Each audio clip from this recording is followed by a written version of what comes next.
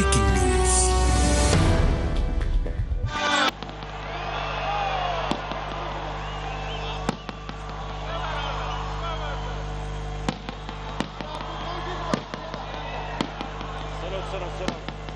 आराम से नीचे और रोशनी नहीं आती ना। तब्दीली आई रे, तब्दीली आई रे, तब्दीली आई रे, भूखा लगर अपनों का देता है दुहाई रे, तब्दीली आई रे, तब्दीली आई रे, रोक सको तो रोक लो, तब्दीली आई रे, तब्दीली आई रे। बिस्मिल्लाहिर्रहमानिर्रहीम।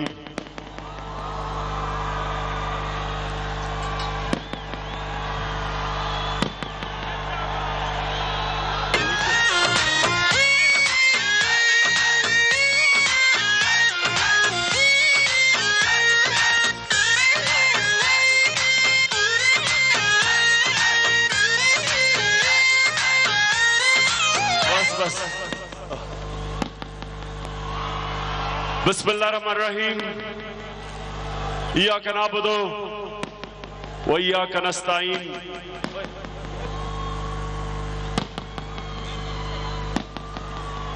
शेखोपुरा के पाकिस्तानियों, मेरी बहनों, खास तौर पे आपके लिए इस जबरदस्त इस्तकबाल का मैं आपका शुक्रिया अदा करता हूं।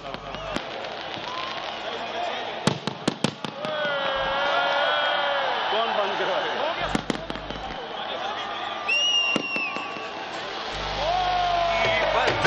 रखियो बला झूले लालड़ ओ लाल मेरी, ओ लाल मेरी मत रखियो बला झूले लालड़, सुंदड़ी दा सेवण दा सखी शहबाज कलंदर, दमादम मस्त कलंदर, अली दा पहला नंबर। बस हो गया। अच्छा जी, शेखोपुरा के पाकिस्तानियों, मैं इस शानदार इस्तकबाल का आपका भी शुक्रिया अदा करता हूं, और शुएब सिद्दीकी आपके साथ जो ऑर्गेनाइजर्स हैं इस आतिशबाजी का, मैं आपका भी शुक्रिया अदा करता हूं। आज से 4 साल पहले शेखोपुरा में मैंने जलसा किया, और आप यकीन करें कि इससे 10% भी लोग नहीं थे।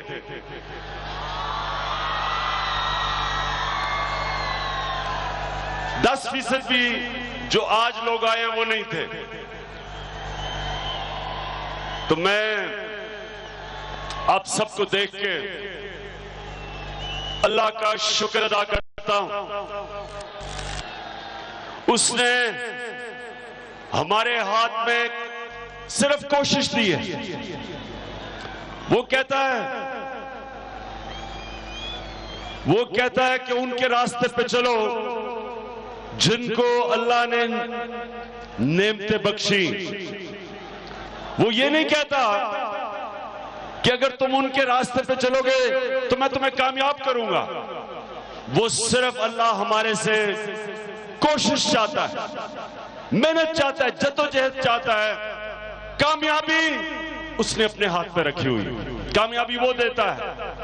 तो मैं आज अल्लाह का शुक्र अदा करता हूं कि इस शानदार जलसे को उसने कामयाब किया और आपके दिलों में डाला। और खास तौर पे इतनी ज्यादा ख्वातीन जो शेखोपुरा में निकली हैं, आपको भी अल्लाह ने आपके दिलों में डाला कि आप भी शिरकत करें एक नया पाकिस्तान बनाने के लिए, एक अजीम मुल्क बनाने के लिए।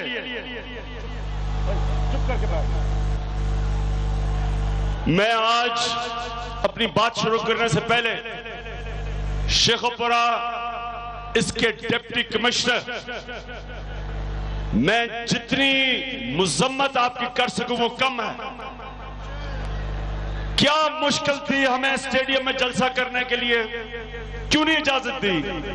اب میں یہاں دیکھ رہا ہوں سامنے مشکل میں ہے، تاروں کے اندر لوگ پھنسے ہوئے ہیں، جگہ کم پڑی ہوئی ہے۔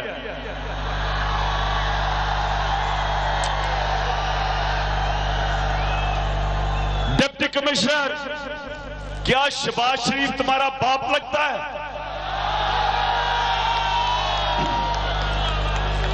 کیا تم جب اس دنیا سے جاؤ گے تو شہباز شریف کو جواب دو گے یا اللہ کو جواب دو گے؟ شرم آنی چاہیے تمہیں کہ ڈر کے اپنے ضمیر کا سودا کر کے کتنی مشکلوں میں لوگوں کو ڈالا یہاں۔ اس کے بعد میں آج شیخوپورہ کے لوگوں، میں آج آپ کے سامنے بات کرنا چاہتا ہوں اپنی جو اصل بات سے پہلے۔ ان کے خلاف شریف خاندان اور ان کی نون لیگ کے خلاف آج لوگ ختم نبوت کی وجہ سے سڑکوں پہ نکلے ہوئے ہیں۔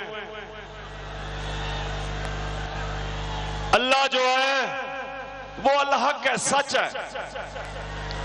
اللہ کا وعدہ ہے کہ میں سچ تمہارے سامنے لے کے آؤں گا۔ یہی نواز شریف،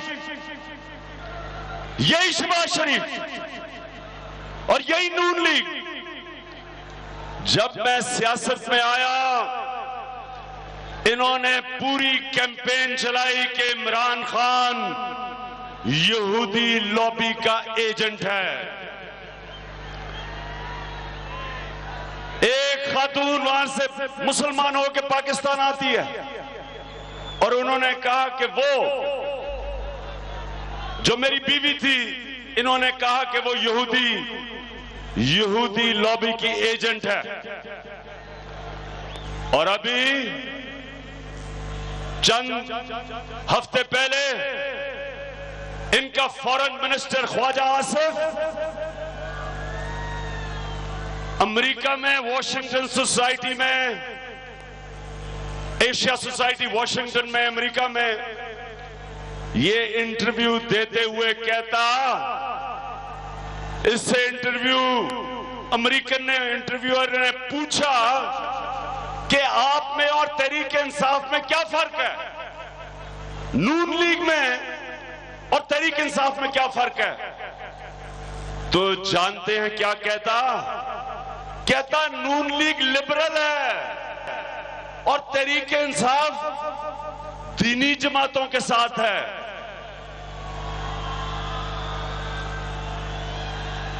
منافق، اس کو منافقت کہتے ہیں۔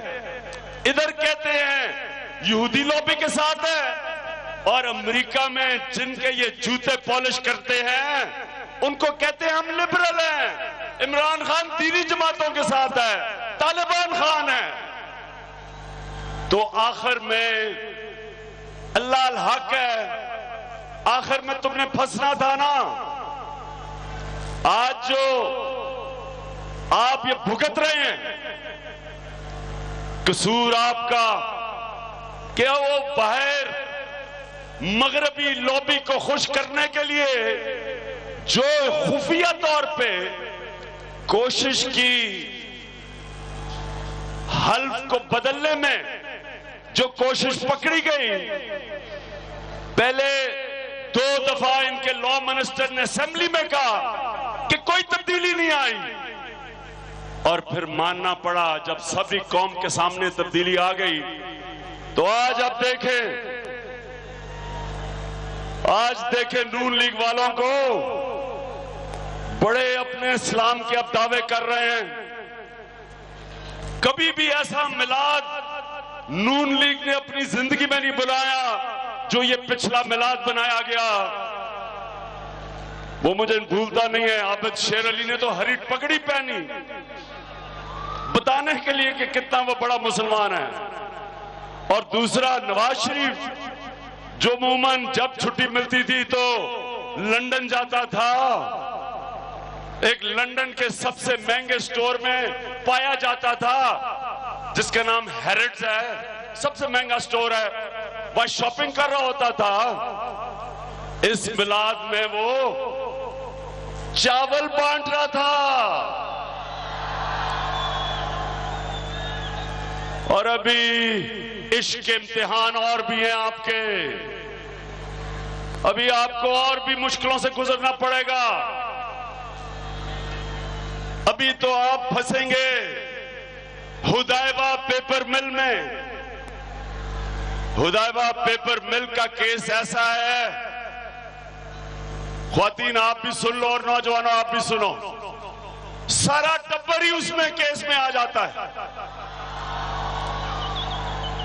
اگر یہ شروع میں نعرہ تھا گلی گلی میں شور ہے، نواز شریف چور ہے، جب اب حدیبہ پیپر مل کا کیس سامنے آئے گا تو پتہ چلے گا کہ گلی گلی میں شور ہے، سارا ٹبر ہی چور ہے. گلی میں شور ہے، اے سارا ٹبر چور ہے. گلی گلی میں شور ہے، اے سارا ٹبر چور ہے. مگیا تیرا شو نواز کو.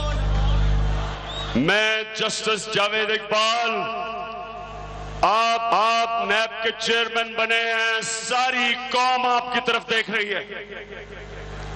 قوم، یہ وہ قوم ہے جو صرف آگے اس لیے نہیں بڑھ سکی کہ یہ ڈاکوؤں نے اس قوم کا پیسہ چوری کر کے ملک سے باہر لے گئے. جسٹس صاحب، قوم نیب کی طرف دیکھ رہی ہے. جو پچھلا نیب کا چیئرمین تھا وہ اس قوم کا مجرم تھا، اور انشاءاللہ اگر اللہ نے موقع دیا، کوشش ہم کر رہے ہیں اور انشاءاللہ کرتے رہیں گے، کامیابی تو اللہ نے دینی ہے.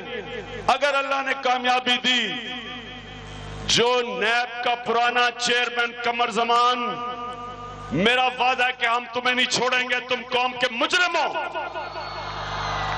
ہمارے ٹیکس کے پیسے پہ تنخواہ مل رہے ہیں اور تم بڑے بڑے ڈاکوؤں کی چوری چھپا رہے تھے.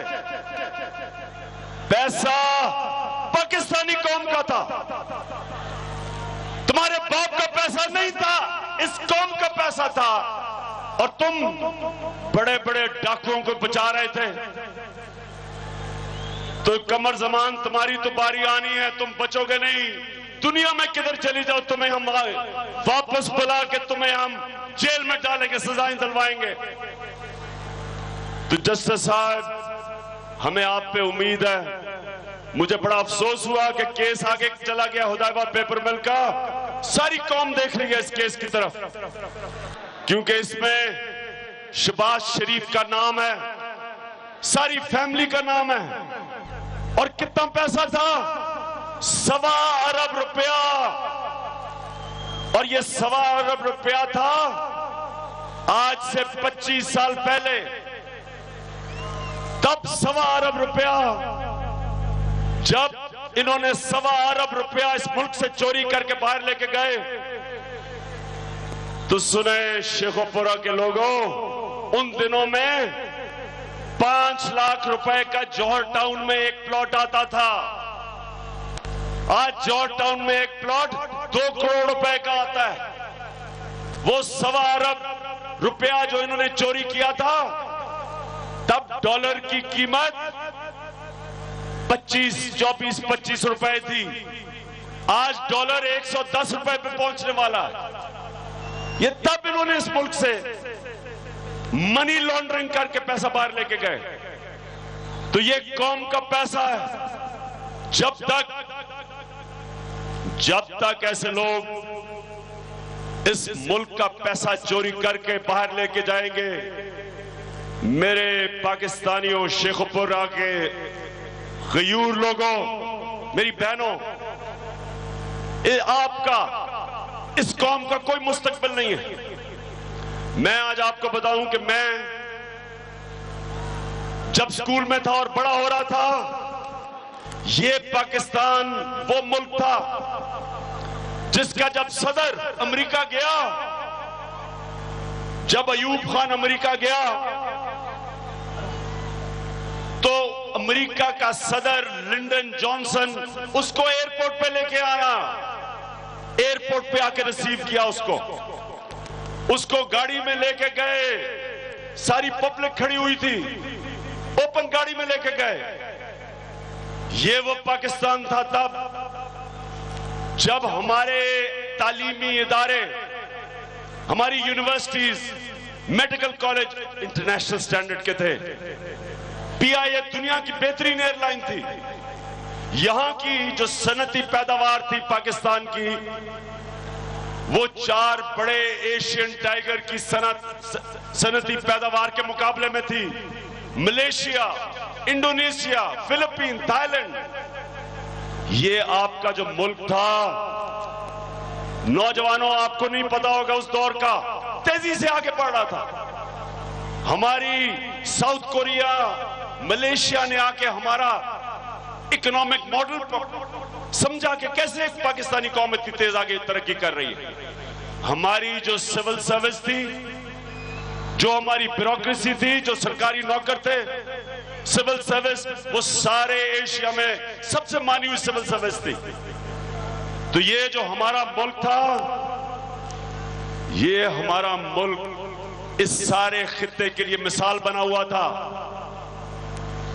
ہندوستان میں سارے برِ صغیر میں سب سے آگے تھا۔ اور 2 ملک کی میں اب آپ کو مثال دیتا ہوں جو ہمارے سے پیچھے تھے اور ہمارے سے آگے نکل گئے۔ ملیشیا، سنگاپور، 2 ملک۔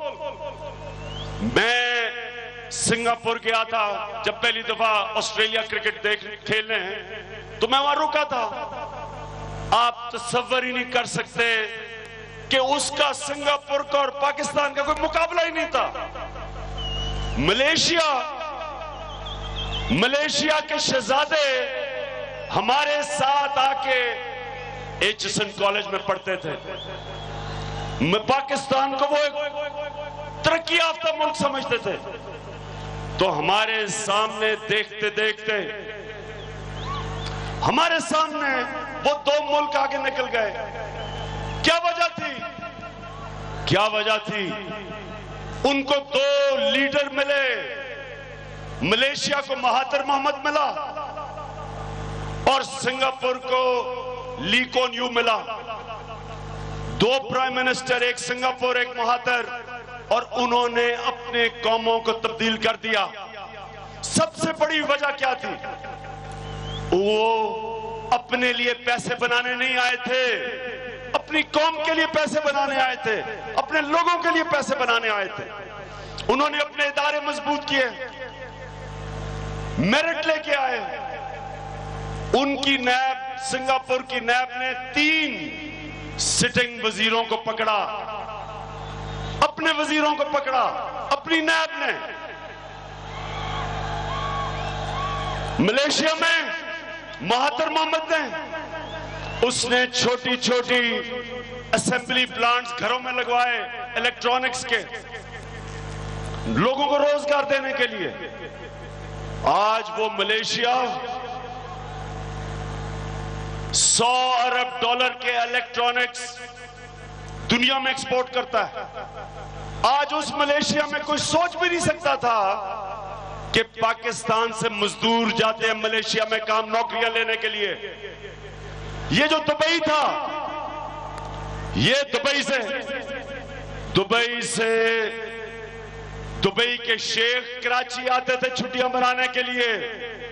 آج پاکستانی دبئی جاتے ہیں چھٹیاں بنانے کے لیے۔ عالم سمجھا جاتا ہے تعلیم کی دنیا میں، ایکیڈیمک۔ ڈاکٹر عطا الرحمان کے نیچے کمیٹی بٹھائی، ان کو کہا کہ آپ فیصلہ کریں کہ یونیورسٹیز کے بہترین وائس چانسلر دنیا سے چوز کر کے لے کے آئیں۔ ایسے یونیورسٹیز ٹھیک ہوتی ہیں۔ تو انشاءاللہ اس ملک میں 200 لوگ چاہیے پاکستانیوں۔ یہ ملک آپ کو ٹھیک ایک دم تبدیلی ہو کے دکھائیں گے۔ ایک دم یہ ملک اٹھے گا، ایک دم اس ملک کا، اس کی گورننس، اس کی انتظامیہ ایک دم ٹھیک ہوگی۔ اور جب وہ ہوئی تو سب سے زیادہ پیسہ اس ملک میں بیرون ملک پاکستانی لے کے آئیں گے۔ یہاں کے لوگ، یہاں کے سرمایہ کار، کوئی دبئی جا رہا ہے، کوئی ملیشیا جا رہا ہے, کوئی بنگلہ دیش جا رہا ہے, کیونکہ یہاں کا نظام اتنا کرپٹ ہو چکا ہے. جب آپ اس نظام کو ٹھیک کریں گے, میں آپ کے سامنے دعویٰ کرتا ہوں بیرون ملک پاکستانی یہاں پیسہ لے کے آئیں گے, سرمایہ کاری کروائیں گے, اور جو سب سے بڑا مسئلہ پاکستان کا بے روزگاری کا ہے وہ تب ختم ہوگا جب اس ملک پہ پیسہ آئے گا, سرمایہ کاری ہوگی, وہ تب ہوگی جب ہم اس ملک کا نظام ٹھیک کریں گے. اور انشاءاللہ میرا وعدہ میں آپ کو کر کے دکھاؤں گا.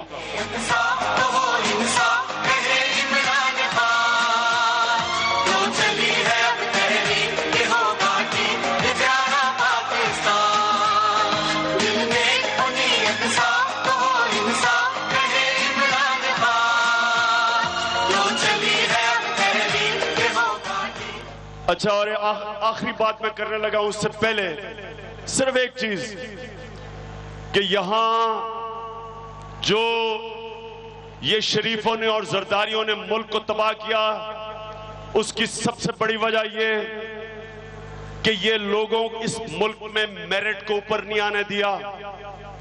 اور میرٹ جب جس ملک میں اوپر نہیں آتی, جو نظام میرٹ کو اوپر نہیں لے کے آتا, وہ کبھی بھی ملک آگے نہیں جا سکتا. اور اس میرٹ کی سب سے بڑی نہ لانے کی وجہ یہ کہ کیونکہ یہ انہوں نے جان کے ادارے تباہ کیے. اگر ادارے تباہ نہ ہوتے پیسہ نہ بنا سکتے. تو انشاءاللہ یہ میں آخری بات کرنے سے پہلے یہ آپ کو کہنا چاہتا ہوں کہ ان لوگوں نے جو ظلم کیا ہے, آپ دیکھیں گے کہ یہ جب انشاءاللہ ان کی آخری دن ہے ان کے, جب یہ جائیں گے انشاءاللہ آپ دیکھیں گے کہ یہی پاکستان پھر سے ادھر جائے گا, پھر سے اوپر جائے گا, پھر سے ایک عظیم قوم بنے گی. میں آخر میں ایک چیز سنیں ذرا, یہ ضروری چیز سننے کے لیے آپ کی. مجھے کسی نے واٹس ایپ کیا اور واٹس ایپ میں اس نے مجھے ایک چھوٹی سی ویڈیو بھیجی ہندوستان سے. سنیں ذرا یہ بات. اس ویڈیو کے اندر ایک نوجوان کو دکان میں سے گھسیٹ کے نکال رہے تھے 5-6 لوگ, اور پھر اس ویڈیو میں دکھاتے ہیں اس نوجوان کو ڈنڈوں سے قتل کرتے ہوئے. اس نوجوان کا یہ قصور تھا کہ وہ مسلمان تھا اور وہ گائے کا گوشت بیچ رہا تھا, جو کہ ہندوستان میں قانون اجازت دیتا ہے. اس کو صرف کہ وہ مسلمان تھا اور گائے کا گوشت بیچ رہا تھا, اس کو ڈنڈوں سے انہوں نے قتل کیا. میرا بڑا دل خراب ہوا, مجھے تکلیف ہوئی, اور میرے ذہن میں 2 باتیں آئیں, اور میں یہ چاہتا ہوں کہ یہ 2 باتیں آپ میری سن کے جائیں یہاں سے. ایک یہ بات آئی کہ قائد اعظم محمد علی جناح جب وہ کہتے تھے کہ مسلمانوں کو ایک علیحدہ ملک چاہیے, کیونکہ وہ یہ سمجھ بیٹھے تھے کہ کانگریس ہندوؤں کا ہندوستان چاہتی تھی. قائد اعظم سمجھ بیٹھے تھے کہ جو اس وقت کا سردار پٹیل تھا وہ آج نریندر مودی وہ ہے. سردار پٹیل بھی وہ یہ نہیں, اس کے ذہن میں جب انگریزوں نے جانا تھا تو وہ یہ نہیں سوچ رہا تھا کہ سب قوموں کی آزادی ہوگی, وہ صرف ہندوؤں کا ہندوستان چاہتا تھا. اور آج نریندر مودی بھی وہی ہندوؤں کا ہندوستان چاہتا ہے. جو مسلمانوں کا آج حال ہو رہا ہے,